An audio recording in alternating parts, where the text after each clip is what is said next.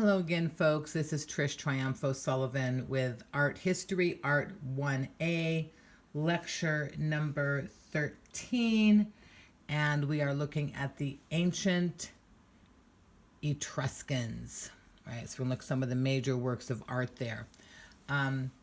So here's a map. The ancient Etruscans lived in Etruria, the region in modern-day Italy located between the Arno and Tiber rivers in modern-day Tuscany.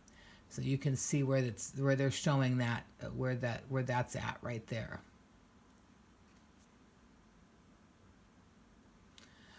Etruria shared a common language and religion, but did not have a central unified government.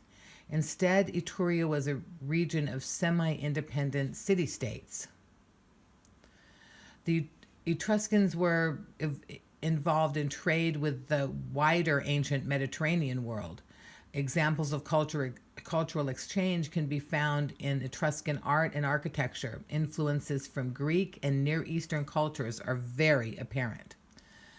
The Greeks especially influenced Etruscan pottery, and there is evidence of Etruscan styles that reflected Greek traditions. Etruscan nobles also collected finely painted Greek pots. Etruscan sculpture was also very similar to sculptural traditions in ancient Greece. Like Greek sculptures, Etruscan sculptures featuring people had archaic smiles, stylized hair, and somewhat rigid posture. Etruscan artisans sometimes used bronze, as the Greeks did. Notably, Etruscan figures were always clothed. Unlike common Greek sculptures, the Etruscans often used terracotta, unlike the Greeks. The process of sculpting with terracotta is very different, and it is an additive rather than a subtractive process, right? When you use clay, ceramics, you're adding stuff on. When you're sculpting with stone or wood, you're taking stuff away, right? So you're carving it away.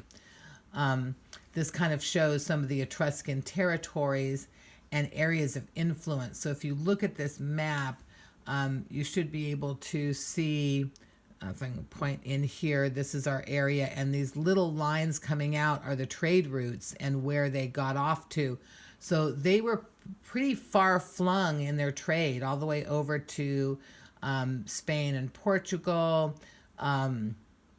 into Germany, and up through even into the Ukraine area, the current Ukraine area, as well as over to Greece and other areas of the Mediterranean there. So they were pretty much all over Europe.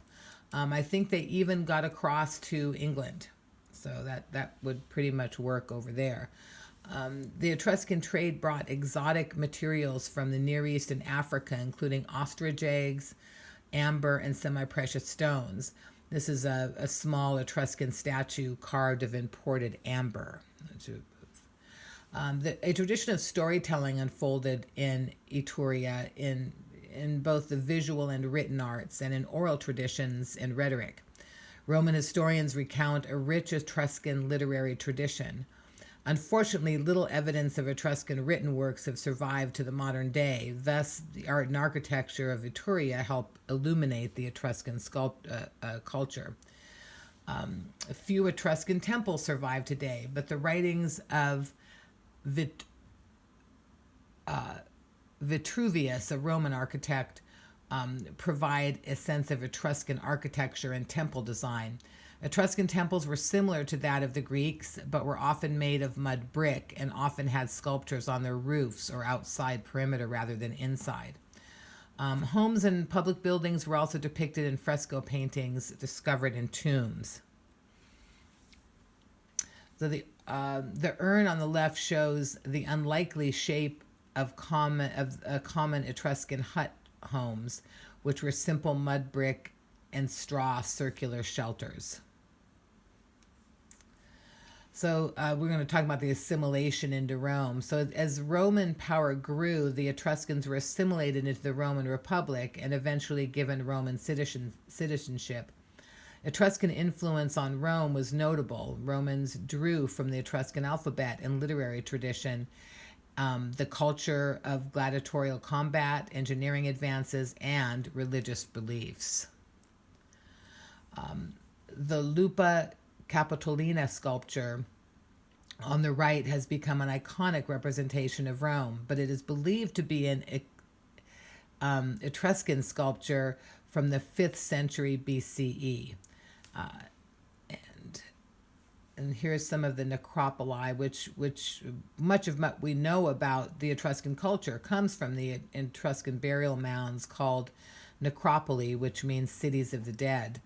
The afterlife was of great importance to the Etruscan culture. Necropoli had features reflecting domestic life. Beds, chairs, pottery, drinking cups were all commonly placed in tombs. Many tombs were elaborate with multiple chambers. Fresco murals frequently adorned the interiors of necropolis. Because tombs were underground and sealed for thousands of years, many fresco murals are remarkably well preserved. Images here feature athletic activity and celebration. So Etruria had many metal resources, especially copper and iron, and Etruscans mastered metalworking and exported art and tools across the Mediterranean world. You can see the sculpture and some jewelry there. And although high-quality marble was found in Etruria, Etruscans did not commonly utilize it in their art and architecture. Instead, mud, brick, wood, and terracotta were used in architectural projects, such as the construction of temples. Many terracotta and earthenware sculptures and pots survive today. So this is the Temple of Minerva and sculpture of Apollo. It's in Italy, 510 to 500 BCE, and it's from mud brick, tufa, terracotta, and wood. The Etruscans' Temple of Minerva no longer exists. What we know about it today stems from the writings of Vitruvius, a Roman architect. The Temple of Minerva was raised on a podium and had 3 entrances, which led to 3 separate small rooms. The column capitals were of a uniquely Etruscan style. This is the Apollo of V. The Apollo of V is a life-size painted terracotta Etruscan statue of Apollo. The statue was probably made by Vulca, an Etruscan artist who was also responsible for the Temple of Jupiter, Optimus Maximus, according to the Roman historian Pliny. The statue is one of 4 that were once placed on a temple roof to demonstrate which gods were being worshipped within. The forward stride and smile of the statue evoke Greek conventions in Kouros figures. Unlike many Greek sculptures, the figure is clothed.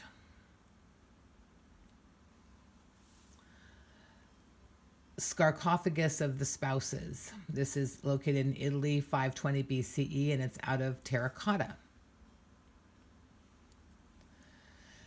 The sarcophagus of the Spouses is considered a masterpiece of Etruscan art. It is made of terracotta, but was once brightly painted. It depicts a married couple eating while reclining together in the afterlife. The rounded, idealized faces of the husband and wife reflect Greek styles at the time of the work's creation. So they kind of have this little smile on their face that is uniquely like a Greek style of kind of idealizing the face. So the hands of the sarcophagus are thin and likely were designed to hold objects originally, such as eggs, which were Etruscan symbols of the afterlife. The sarcophagus contained cremated remains of a married couple.